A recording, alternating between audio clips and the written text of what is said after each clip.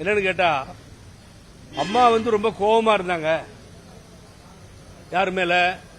OPS மேல.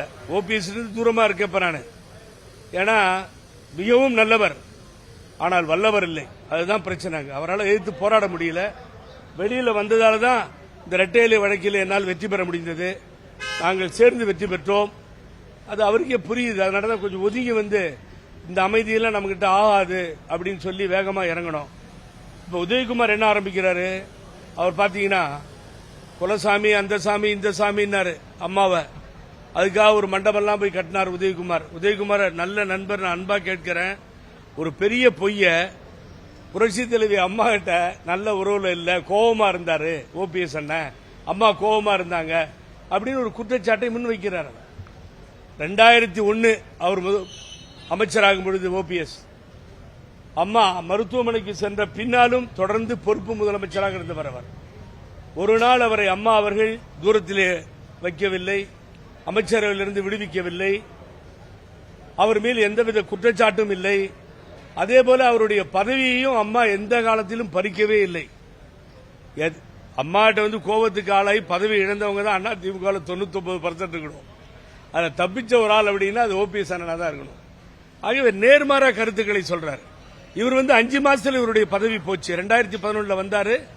5-6 மாசத்துல உதயகுமார் நீக்கப்பட்டார்.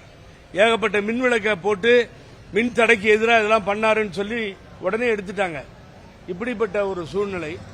ஆகவே அவர் ஓபிஎஸ்ஐ சொல்லுவது சரியில்லை. பாருங்க, அது நீங்க கேட்டதுக்கு ஏன் சொல்றேன்னா, ஒரு இணக்கமான சூழ்நிலை ஏற்படும் பொழுது இதையெல்லாம் சொல்லி கெடுக்கிறாங்க. உதயகுமார் கெடுக்கிறாரு.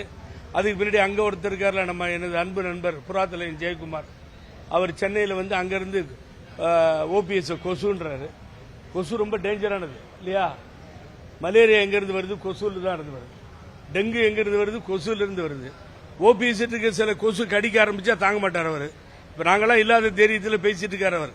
அது தவறு. அப்படிலாம் இப்படிலாம் பேசி ஒரு இணக்கமான சூழ்நிலையை கெடுக்கிறார்கள் இவர்கள். ஆனா அங்க பாருங்க, மேடையில் அம்மாவை வேணாமா, புரட்சி தலைவி அம்மா அவர்கள் படத்தை தூக்கி எறிந்து விட்டு, புரட்சி தலைவர் எம்ஜிஆர் அவர்கள் படத்தை தூக்கி எறிந்து விட்டு, 2 படங்களும் வேண்டாம் என்று முடிவு பண்ணி அங்க ஒரு திட்டத்துக்கு விழா எடுக்கிறதுக்காக போனவர். அந்த ஈரோடு பக்கத்தில், ஈரோடு டிஸ்ட்ரிக்டை தவிர்த்து அவினாசி கடத்து கனவு திட்டத்திற்காக அங்க போனவர். அம்மா படம் இல்லாமலே உள்ள போறார். உதயகுமார் நியாயமான்னு கேட்கிறேன். குலசுவாமி புரட்சி தலைவர் எம்ஜிஆர் முகத்திலும் அம்மா முகத்திலும் அவரை தான் நான் பாக்கிறேன்றார் இவரு. அப்படிப்பட்டவர் இந்த படத்தை எல்லாம் தூக்கி எறிந்து விட்டு அங்கே போய் ஒரு விழாவில் கலந்துக்கிறாரு. இதெல்லாம் தெரியலையா? ஆகவே இப்படிப்பட்டவர்கள் தான் காரணம். இணைப்பிற்கு விடாமல் இந்த வேலையை செய்து வருகிறார்கள். முடிச்சிருவாங்க அவங்க. இப்படியே போச்சுன்னா 2026 ஒரு 26 சீட்டு தேராதுங்க. செய்திகளை உடனுக்குடனும் துல்லியமாகவும் தெரிந்து கொள்ள சப்ஸ்கிரைப் பண்ணுங்க.